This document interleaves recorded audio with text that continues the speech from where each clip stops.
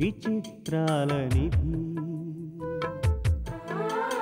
ఓ విధి విచిత్రాల నిధి వింత కథల సారథి ఆశ నిరాశల వారధి నిరంకుశ నిర్ణయాల నిర్దయవానిధి ఓ విధి విచిత్రాల నిధి ఓ విధి విచిత్రాల నిధి. శిరీషాని హాస్టల్ నుంచి తీసుకొచ్చేశాం. వేరే గది అద్దె తీసుకొని శిరీష నేను ఉంటున్నాము. తన దగ్గర ఎవరో ఒకరు ఉండాలి కదమ్మా. అయినా అసలు పెళ్ళే కాదనుకున్న భార్గవిని మీ ఇంటి కోడల్ని చేసుకున్నారు. తన బతుకి ఓ దారి చూపించారు. మీరు చేసిన ఈ సహాయానికి ఇప్పటికే మీకెంతో రుణపడి ఉన్నాం. తులసమ్మ గారు, అంత మాట అనకండి. అయినా మీరిప్పుడు బయట మనిషి కాదు, మా ఇంట్లో మనిషి. అందుచేత మీకు చేసింది సహాయం అవ్వదు, బాధ్యత అవుతుంది. భార్గవి, మీ అమ్మగారిని లోపలికి తీసుకెళ్ళి కావలసిన ఏర్పాట్లు చూడు. అలాగే అత్తయ్య, పదమ్మా.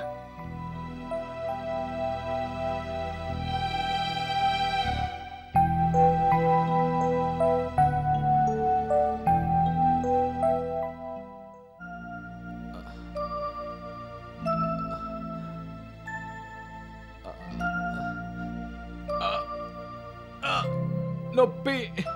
వద్దు కావేరి, వద్దు. వద్దంటే ఎలాగండి?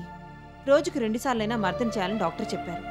ఏం పర్వాలేదు, కాసేపు ఓపిక పట్టండి, నొప్పి గిప్పి మాయమైపోతాయి.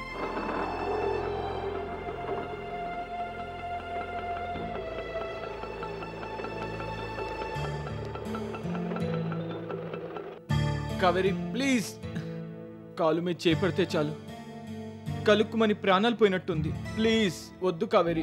కాస్త ఓర్చుకోండి. ఓ 4 సార్లు మర్దన చేస్తే నొప్పి కాస్త మాయమైపోతుంది. నొప్పి వద్దు కావేరి, ప్లీజ్ కావేరి. అమ్మా, అబ్బా, అయ్యో అయ్యో అయ్యో అయ్యో అయ్యో, ఏంటే మా వాడిని చంపేస్తున్నావా? నాకు తెలుసు నువ్వు ఇలాంటి పని ఏదో చేస్తావని.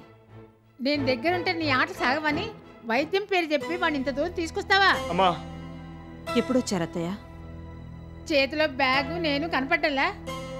ఆ దిక్కుమాలిన ట్రైన్లో రాత్రంతా నిద్రలేదు.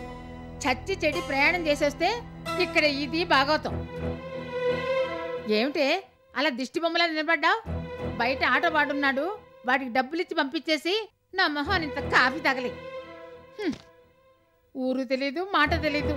ఆ దిక్కుమాలిన ఆటోవాడు ఊరంతా తిప్పి తీసుకొచ్చినట్టున్నాడు. శ్వాసొచ్చి పడిపోయేలా ఉన్నాను.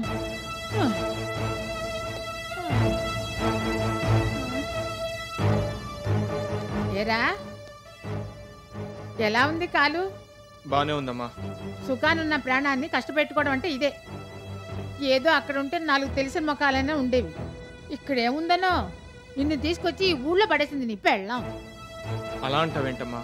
ఇక్కడ డాక్టర్లు కాలు బాగు చేస్తారని తీసుకొచ్చింది. సరేలే, అదొక కుంటి సాకు. ఎక్కడైనా బాగు చేస్తారు. ఈ మాత్రం పెద్ద డాక్టర్లు విశాఖపట్నంలో లేరా? పెద్ద ఆసుపత్రులు లేవా? నువ్వు ఒట్టి వెరిసన్నాచివిరా.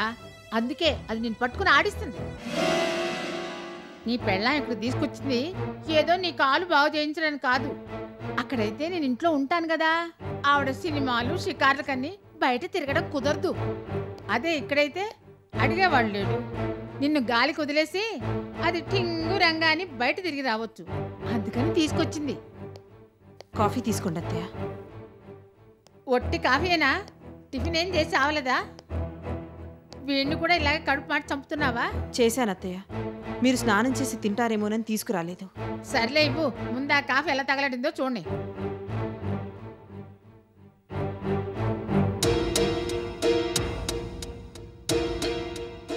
పెళ్ళంటే అటు 7 తరాలు ఇటు 7 తరాలు చూడాలి అన్నారు.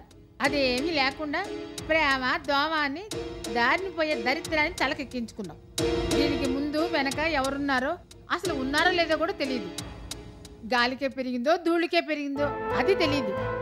ఏరా, ఆ రాజమండ్రి వాళ్ళు పిల్లతో పాటు గోదావరి గట్టునున్న బంగ్లా కూడా రాసిస్తా అన్నారు. వద్దనేసాం. అమలాపురం వాళ్ళు అమ్మాయినిచ్చి ఆస్తి కూడా రాసిస్తా ఉన్నారు. కాదనేసాం.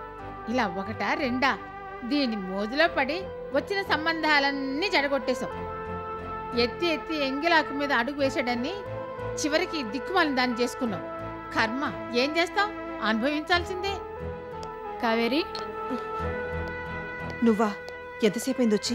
మీ అత్తగారు అష్టోత్తరం ప్రారంభించినప్పుడే వచ్చాను. డాక్టర్ గారు ఈరోజు కలవమని చెప్పారు. మనం తొందరగా వెళ్ళాలి. ఒక్క నిమిషం. అత్తయ్య, నేను బయటికి వెళ్తున్నాను, తొందరగా వచ్చేస్తాను. వెళ్ళిరామ్మా, వెళ్ళు. తిరిగే కాలు తిట్టే నోరు ఊరికే ఉండవని నీకింట్లో కాలు నిలవదు. అదే బయటికి పోతే నీ ఇష్టం వచ్చినట్టు తిరగచ్చు. వెళ్ళిరామ్మా, వెళ్ళు. అమ్మా, వచ్చిన దగ్గర నుంచి చూస్తున్నాను. ఎందుకమ్మా ఈ పనికిరాని మాటలు?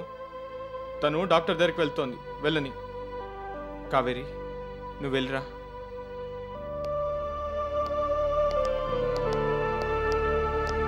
అంతేలే, పెళ్ళాం వచ్చేసరికి తల్లి అల్లమైపోతుందని ఊరికే అనరు. కావేరి, మీ అత్తగారేంటి నిన్న అలా నాన్ స్టాప్గా సాధిస్తూనే ఉంటుంది? సుధీర్ని మళ్ళీ మామూలు మనిషిని చేయడానికి నువ్వు ఇన్ని బాధలు పడుతున్నావు. ఆ కృతజ్ఞత కూడా లేదా ఆవిడికి? సుధీర్ మీదున్న ప్రేమ దేనైనా భరించే సహనాన్నిస్తుంది ఉషా. పాపం, ఆవిడ బాధ ఆవిడిది. తన అన్నయ్య కూతుర్నిచ్చి సుధీర్ పెళ్లి చేయాలనుకుంది. అనుకోకుండా నేను పరిచయం అవడం, ఆ పరిచయం పెళ్లిదాకా వెళ్ళడం ఆవిడ తట్టుకోలేకపోయింది. అందుకే ఆ బాధ, ఆ కోపమంతా నా మీద చూపెడుతుంది. నేను ఆవేశపడి ఏమన్నా అన్నాననుకో, ఆ కోపమంతా సుధీర్ మీద చూపెడుతుంది. మనశ్శాంతి లేకుండా చేస్తుంది. ఆ బాధ కూడా సుధీర్కి ఎందుకని ఆవిడేమన్నా మౌనంగా భరిస్తూ ఉంటాను. నువ్వు కాబట్టి ఆ రాక్షసుని భరిస్తున్నావు. అవును, నిన్ను అలా తిడుతుంది కదా, నీకు బాధ అనిపించదా? సుధీర్ కాలు బాధతోనే నా మనసంతా నిండిపోయింది. ఇంకా వేరే బాధలకు చోట్లేదు ఉషా. సర్లే, నీ మంచితనమే ఆవిడకి శ్రీరామ రక్ష. అందుకే నోటుకొచ్చినట్టల్లా తిడుతూ ఉంటుంది. డాక్టర్ గారు వచ్చినట్టున్నారు, నువ్వు వెళ్ళి మాట్లాడు. నేను మళ్ళీ కలుస్తాను.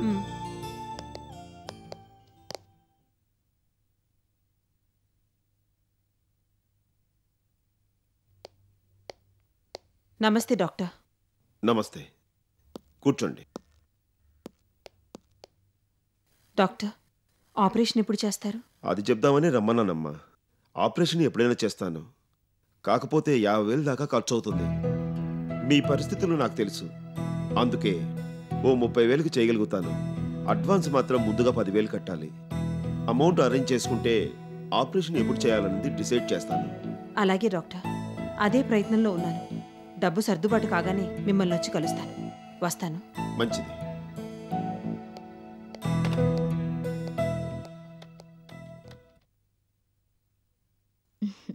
Dear participants, welcome to our quiz contest. ఈ క్విజ్లో నేను కొన్ని ప్రశ్నలు అడుగుతాను. అడిగిన వారే సమాధానాలు చెప్పాలి. అడిగిన ప్రశ్నలకి ఎవరైతే ఎక్కువ శాతం సరైన సమాధానాలు చెప్తారో వాళ్ళకి Devi group of industries special gift అందజేస్తుంది. అదేమిటన్నది ప్రస్తుతానికి suspense. No doubt, it's a special gift, surprise gift. So get ready. అడిగిన వెంటనే సమాధానం చెప్పాలి. క్విజ్ కండిషన్స్ మీకు ప్రత్యేకంగా చెప్పాల్సిన అవసరం లేదు కాబట్టి come on, let us start the show. First question goes to mister Deepak. Overaction అక్కర్లేదు, కూర్చో. 2002లో జరిగిన ఫుట్బాల్ పోటీల్లో వరల్డ్ కప్ ఏ దేశం గెలుచుకుంది? బ్రెజిల్. కరెక్ట్. చిప్స్ అంటే ఏమిటి? బంగాళాదుంపలతోనూ అరటికాయలతోనూ తయారు చేయు తినుబండారాలు. No, your wrong. కంప్యూటర్కు ఉపయోగించే సిలికాన్ మెటీరియల్. ఓ. Next question to Vinod. Hyderabad bus స్టాపుల్లో ఆగేవేంటి? ఆటోలు. కాదు, బస్సులు. అబ్దుల్ కలాంకి ఏఆర్ రెహమాన్కి సామ్యం ఏమిటి? ఇద్దరి హెయిర్ స్టైల్స్ ఒకేలా ఉండడం. రాంగ్. ఇద్దరు తమిళనాడుకి చెందిన వాళ్లే. Next question goes to Bhargavi. అప్పు నిప్పు కామెంట్ ప్లీజ్. రెండు కొంపలంటించేవే. Your right. 2000లో జ్ఞానపీఠ పురస్కారాన్ని అందుకున్న రచయిత్రి ఎవరు? ఇందిరా గోస్వామి. కరెక్ట్. మహాశ్వేతాదేవి ఏ భాషకి చెందిన రచయిత్రి? Bengali. Your right. Question goes to Sandhya. Mouse అంటే ఏంటి? ఎలక. Your wrong. కంప్యూటర్ ఆపరేట్ చేసే పరికరం. బాగా అయింది. ప్రిన్సిపల్ అంటే ఎవరు? తెలుగు సినిమాల్లో కామెడీ క్యారెక్టర్. ఒక కాలేజీ హెడ్ని ఆఖరికి ఆ దశకి తీసుకొచ్చారన్నమాట. నెక్స్ట్, హరికథ పితామహుడు ఎవరు? ఇంకెవరు? వినోదే. నో నో నో నో, ఆది భట్ల నారాయణదాసు గారు. Time is up.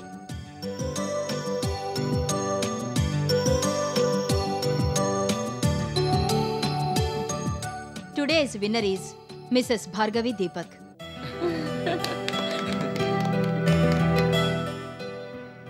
గిఫ్ట్ రేపు ఉదయాన్నే అందజేయబడుతుంది. ఓకే, ఇప్పటికే చాలా టైం అయింది, నేను వెళ్ళి పడుకుంటాను. Good night.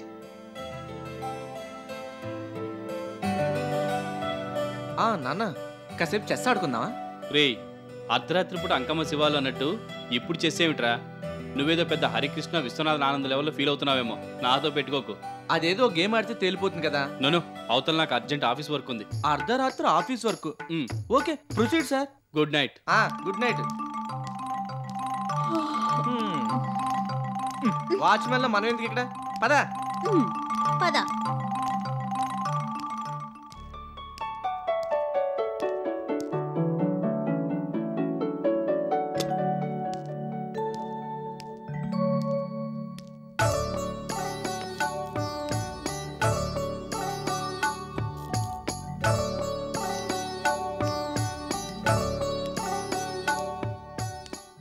భార్గవి, ఇప్పుడు నేను నీకు స్పెషల్ క్విజ్ పెడతాను. కరెక్ట్గా సమాధానాలు చెప్తే గిఫ్ట్ రెడీగా ఉంది. అడగనా? నేను రెడీ. పెళ్ళంటే ఏమిటి? 2 హృదయాల కలయిక, 3 ముళ్ళ వేడుక, 7 అడుగుల నడక. ఫెంటాస్టిక్. ప్రేమించుకుని పెళ్లి చేసుకోవడం మంచిదా, పెళ్లి చేసుకుని ప్రేమించడం మంచిదా? పెళ్లికి ముందు ప్రేమ మబ్బులా ఉంటుంది. గట్టిగా గాలి వీస్తే చెదిరిపోయే అవకాశం ఉంది. పెళ్లి తర్వాత ప్రేమ నిర్మలమైన ఆకాశంలా అందంగా ఉండి ఆనందాన్ని మిగులుస్తుంది. లవ్లీ. భార్యాభర్తలకు కావాల్సింది ఒకరి మీద ఒకరికి నమ్మకం, గౌరవం. ప్రేమ ఉన్న చోట నమ్మకం ఉంటుందిగా. కానీ నమ్మకం ప్రేమని మరింతగా పెంచుతుంది. ప్రేమ పెళ్లి గురించి చక్కగా చెప్పావు. So you are the winner. Here is your gift.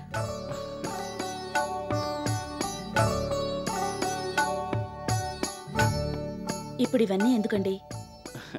నిజానికి నా ప్రశ్నలకు సమాధానం చెప్పకపోయినా ఈ గిఫ్ట్ నీకు ఇచ్చేవాణ్ణి. ఇది నీకోసమే తెచ్చాను భార్గవి. నా ప్రేమకు నిదర్శనం అనుకో. ఏ నిదర్శనం లేకపోయినా నాకు మీ ప్రేమేంటో తెలుసండి.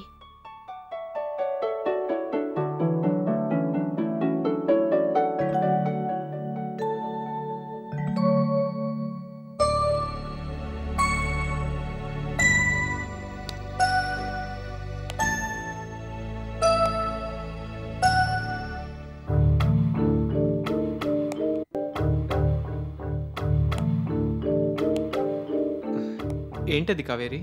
ఏం లేదు. నాతో చెప్పకూడదా? అదేం లేదండి, మీరొకసారి నాకు కొనిచ్చిన బంగారు నెక్లెస్ ఉంది కదా, అది. ఇప్పుడు దానవసరం ఏమొచ్చింది? పెట్టుకుని చాలా రోజులైంది కదా, కాస్త మెరుగు పెట్టిస్తే సరదాగా వేసుకుందామని. కావేరి,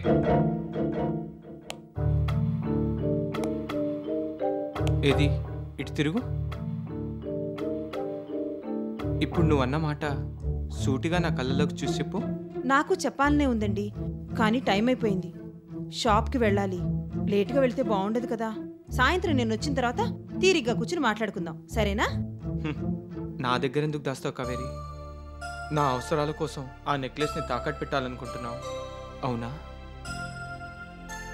మాట్లాడమే, చెప్పు కావేరి. కావేరి, ఆ రోజు నీకు గుర్తుందో లేదో, ఇద్దరం సముద్ర ఒడ్డున కూర్చున్నాం. అందమైన నీ పాదాల్ని ముద్దు పెట్టుకోవడానికి అలలు పోటీ పడుతున్నాయి. చల్లగాలి గిలిగింతలు పెడుతోంది. మనసును పరవశింపచేసే ఆ వాతావరణంలో ఎన్నో ఊసులాడుకున్నాం, బాసలు చేసుకున్నాం, రంగురంగుల కలలు కన్నాం. ఇంతలో ఓ పెద్ద కెరటం విరుచుకుపడింది. నువ్వు నా గుండెల్లో ఒదిగిపోయావు. ఆ మధుర క్షణానికి గుర్తుగా నీకోసం తెచ్చిన ఆ నెక్లెస్ని పెళ్లి కానుగ్గా ఇచ్చాను. ఆ క్షణంలో నీ కళ్ళలో వెలుగు నాకింకా గుర్తుంది కావేరి. అనుకోకుండా జరిగిన మన పరిచయం మనల్ని పెళ్లిపీటల దాకా నడిపించింది. అంతవరకు ఎవరో తెలియని నువ్వు నా అర్ధాంగిగా మారిపోయావు. ఆ ఆనందం ఎక్కువ కాలం నిలవకుండానే నాకు యాక్సిడెంట్ అయింది. ఆ రోజు నుంచి నీకన్నీ చేదనుభవాలే. కనీసం ఆ ఒక్క తీపి గుర్తైనా మిగిలిని. ఇప్పుడు వీటి గురించి ఆలోచిస్తే జీవితంలో చేదు అనుభవాలే మిగులుతాయి. ఎలాగో మీ ఆరోగ్యం కుదుట పడితే జీవితాంతం తీపినే పంచుకోవచ్చు. మీరు వాటి గురించి ఆలోచించకండి. టైం అయింది. మరి నేను వెళ్ళొస్తాను.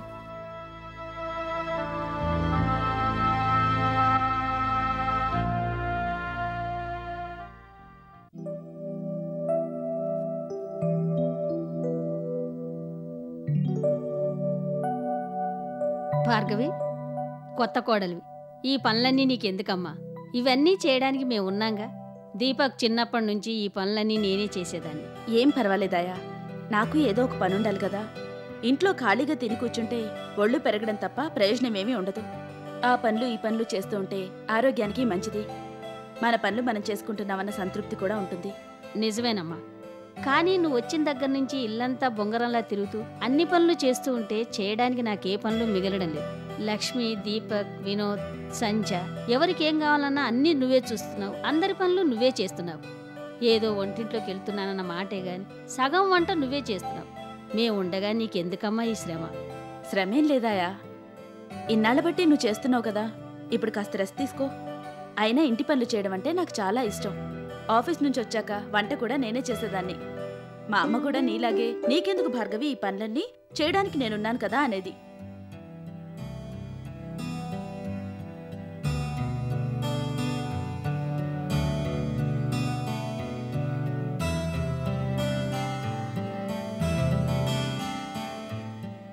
భార్గవి, దీపక్ పిలుస్తున్నట్టున్నాడు. నేను చేస్తాను, నువ్వు వెళ్ళమ్మా.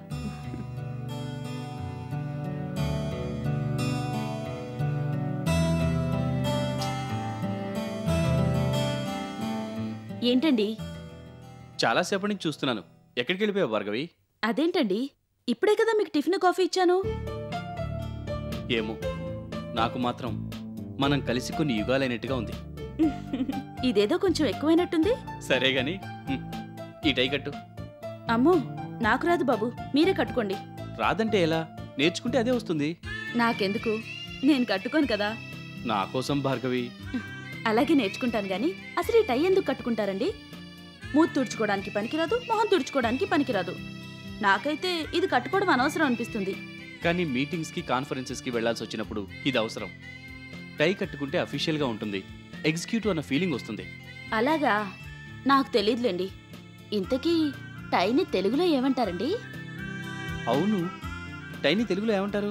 అది కూడా తెలియకపోతే ఎలాగండి, నేను చెప్పనా? చెప్పు. తన హోదాని ప్రదర్శించుటకు మానవుడు మెడ చుట్టూ ఉరితాడు వలె బిగించుకొని వస్త్ర విశేషము. ఎలా ఉంది? ఆ ఉరితాడు కంపారిజన్ తప్ప మిగతాదంతా బానే ఉంది. మరొకటి చెప్పనా? చెప్పు. చలనచిత్రములలో భార్యాభర్తల అన్యోన్యతను సూచించుటకు ఉపయోగించు వస్త్ర సాధనము. ఇదెలా ఉంది? మై గాడ్, ఈ టై కన్నా పొడవుగా ఉంది. చూడు, ముందు ఇలా పట్టుకోవాలి, ఒకదాని మీద ఒకటి ఇలా వేయాలి. ఇప్పుడు చక్కగా ఇలా ముడి వేయాలి. ఓకే? Double okay. మరైతే కట్టు.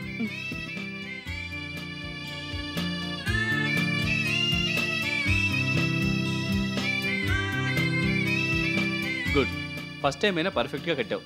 రేపటి నుంచి ఈ డ్యూటీ కూడా నీదే. చేస్తున్న సేవలతో పాటు ఈ సేవ కూడా చేయాలన్నమాట.